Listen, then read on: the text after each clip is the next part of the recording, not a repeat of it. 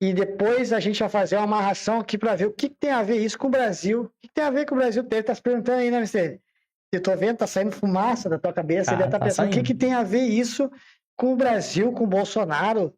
Vou te explicar, calma, dá uma relaxada. Segura aí que eu vou te explicar agora. Olha só, Mister, escuta esse vídeo aqui, ó. Obrigado, Mota, pela força e pela moral no canal aí. OCS Podcast. Deixa o like aí, pessoal, que tiver depois olhar esse vídeo, deixa o like, comenta, compartilha. Vamos ver aqui.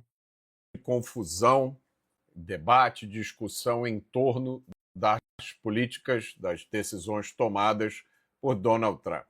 Então a gente precisa voltar a esse assunto para tentar esclarecer um pouco o que está acontecendo. Tudo isso começou, a gente pode dizer, com um trabalho publicado pelo atual chefe do Conselho Econômico de Donald Trump. O nome desse chefe, desse consultor, é Stephen Meyer. E ele publicou um trabalho cuja essência é a afirmação de que comércio exterior, movimento de dinheiro e poder militar, tudo isso está interconectado, formando um todo. E o Stephen Meyer apresenta o problema fundamental dos Estados Unidos hoje. É que o dólar, a moeda americana, é usada como moeda de reserva por todo mundo. O resultado disso é que isso fortalece o dólar. Como o dólar fica forte, é mais barato você fabricar coisas em outros países. Os Estados Unidos compram essas coisas de outros países, importam, isso gera um déficit comercial e que acaba aumentando a dívida americana. Então, ter moeda de reserva, ter a sua moeda como moeda de reserva mundial é bom porque te dá poder, mas ao mesmo tempo resulta em déficit comercial e aumenta a sua dívida externa. Esse é o problema fundamental que Donald Trump tenta resolver. Os conselheiros econômicos de Donald Trump também dizem que um problema da economia americana é que ela ficou viciada em depender de gastos do governo. E agora ela vai ter que passar por um período de detox. E é isso que a gente está vendo nesse momento. Eles dizem que é preciso passar de uma economia movida pelo governo para uma economia movida pelo mercado. Porque a estratégia antiga de aumentar o governo, aumentar as despesas do governo e emitir dívida para poder cobrir essas despesas não funciona mais. Donald Trump e o seu secretário do Tesouro têm repetido muito que o foco deles é recuperar o padrão de vida que a classe média americana já teve um dia e que foi erodido por essa valorização do dólar, pela desindustrialização dos Estados Unidos e foi erodido pelo efeito China. E eles dizem, olha, essa história do mercado de ações é chato, mas não nos preocupa tanto. O secretário de Tesouro americano dá um dado impressionante. Ele diz o seguinte: 88% das ações em bolsa nos Estados Unidos, elas pertencem a 10% dos americanos. 50% dos americanos não têm ações, só têm dívidas. Então, é isso que está no centro da política de Donald Trump. A economia americana centrada em finanças abandonou a manufatura. E aí, para determinadas coisas críticas, como remédios, navios, chips para computador, os Estados Unidos dependem de importações. O secretário do Tesouro americano disse uma coisa muito importante. Ele disse que essa queda que tem acontecido nas bolsas americanas não está só relacionada com as políticas de Donald Trump. Ele lembrou que essa queda começou ainda no ano passado, logo após o anúncio pelos chineses do lançamento de uma plataforma de inteligência artificial chamada DeepSeek. Então foi isso que precipitou esse movimento de venda nas bolsas americanas, que muita gente dizia que estava sobrevalorizada. Então, esses são os fundamentos da estratégia de Donald Trump. A equipe de Donald Trump também lembra, olha, a gente está lidando com a China. A China não tem um sistema econômico parecido com o dos Estados Unidos. Na verdade, muita gente diz que a China, para fazer acontecer o seu milagre econômico, ela dependeu de mão de obra escrava, de empréstimos subsidiados pelo Estado chinês e de uma série de barreiras não tarifárias. O que a China também fez foi desvalorizar a sua moeda. E isso tornou as exportações chinesas muito mais competitivas. Agora, tudo isso é manipulação das variáveis econômicas por parte do governo chinês. Isso não é livre mercado. O governo do Donald Trump também faz um argumento muito interessante, com o qual nem todos os economistas concordam. Eles dizem que o processo de imposição de tarifas seria absorvido, em parte, pelos países dos quais os Estados Unidos importam. Isso seria devido a um processo de valorização do dólar que acompanharia essas tarifas. Bom, isso, eles dizem o seguinte, isso significaria que o consumidor americano veria um pequeno aumento de preços como resultado da imposição de tarifas, porque a maior parte das tarifas seria absorvida pelos países que exportam para os Estados Unidos. Então, o que a gente tem com esse panorama é o que muita gente está chamando de Acordo de Mar-a-Lago.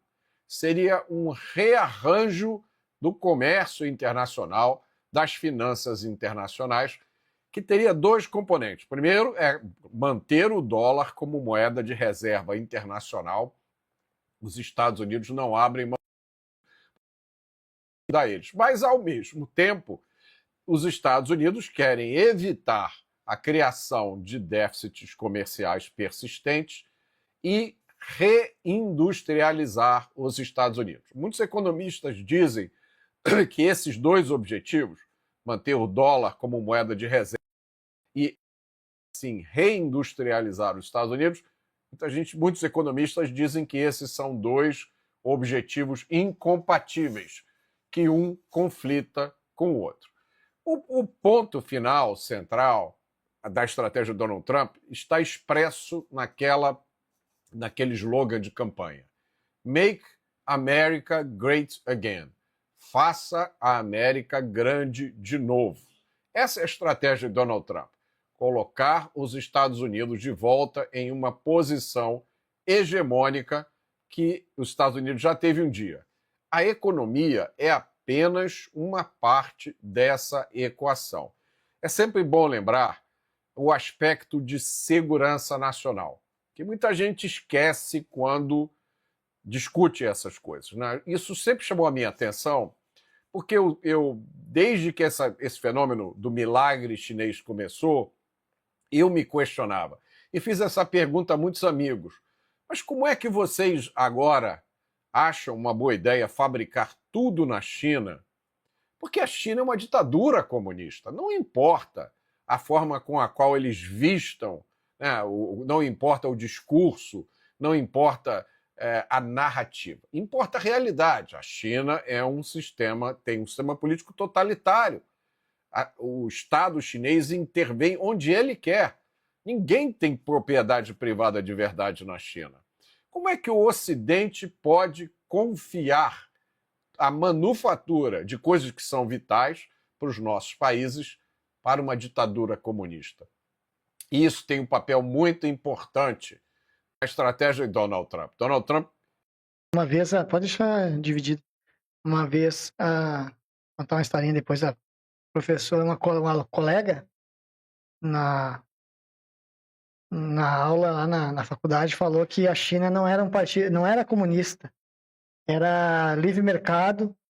Aí a professora de economia perguntou: mas tu acha? Sim, tenho certeza, é um livre mercado aberto, olha só investimento, segundo país PIB maior do mundo, é o segundo maior do mundo. E ela disse: tá, mas e se o empreendedor lá na China não concordar com as taxas dos governos, lá do governo e tal, do Partido Comunista, né, chinês? O que ele faz? Ele pode reclamar? E ela... não sei, não sei se... Bom, poder pode. Aí a professora: tá, mas ele Depois ele some daí. Ela, tu vê? Não é que assim, mas tem umas regulamentações. Eles, cara, ela adivinha, ela é canhota. Eles fingem, eles não aceitam, né, cara? É o que o Mota falou. Sabe os dois países que mais somem bilionários no mundo? Ou somem, ou tiram a própria vida, tá? Tu entendeu, né? Para não falar pro YouTube não derrubar aí. É na Rússia e na China. Caraca, eu Entendeu? não sabia disso aí. Os dois países que mais é sumido bilionários do mundo. Que louco. Porque daí, às vezes, eles brigam com o governo, né, cara? E acabou. Tanto que teve um bilionário chinês, que é um dono de um... Eu esqueci agora qual empresa que era. E ele ficou quase um ano e pouco desaparecido. Depois ele apareceu e ele era muito crítico ao governo chinês. Quando ele apareceu e disse assim, não, pensei bem, refleti esse ano aí, a China tá no caminho certo, eu não entendi as coisas e tal. O que será que aconteceu com ele quando ele foi sumido? Que absurdo, né, cara? Tá, não, China é comunista, cara, é isso que o Mota tá falando aqui. Não, e ele falou um negócio que é de se pensar, né? Cara, realmente a China faz, só para pensar, né? Esses eletrônicos que nós temos aqui, tudo tem componente da China, né, cara? Não, e mão de obra escrava, né? Entendeu? Não, os caras lá trabalham 24 horas por dia, as mulheres lá por 10 centavos a hora, entendeu? É óbvio que eles vão ter uma concorrência grande com os Estados Unidos, pega um país que é 5 vezes maior que os Estados Unidos, de população, né? Populacionalmente falando, né?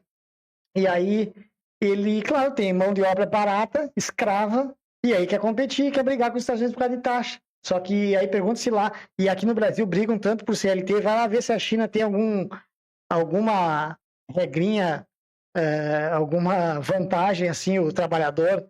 Não tem porcaria nenhuma. E, inclusive, o CLT, na verdade, é fascista, né? Sabe, né? Que o Getúlio Vargas, quando fez a lei dos trabalhadores, né? Que na verdade é uma amarra para os trabalhadores e para o empreendedor, né? Que automaticamente estimularia mais empregos, daria mais empregos. Ele pegou daquela carta de Lavoro, né? Do Mussolini, da Itália. Fascista. E que depois a gente pode fazer outra vez outro dia sobre isso aí. É interessante, cara. O Partido Comunista sempre disfarçado de pró-vantagens para o trabalhador, né? É isso aí, é isso que a gente está vendo no Brasil hoje. Vamos soltar aqui. Entende isso.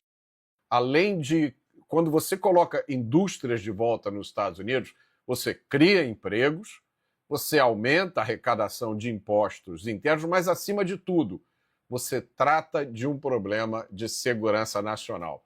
Esse ponto é muito mal compreendido pelos críticos de Donald Trump. Então é sempre importante a gente lembrar, a principal arma de guerra dos Estados Unidos sempre foi a sua capacidade industrial.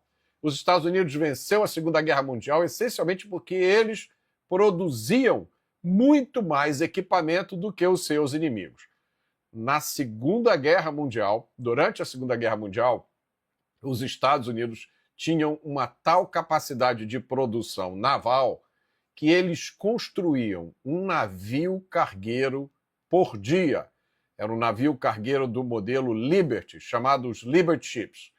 Os Estados Unidos construíam um navio cargueiro por dia.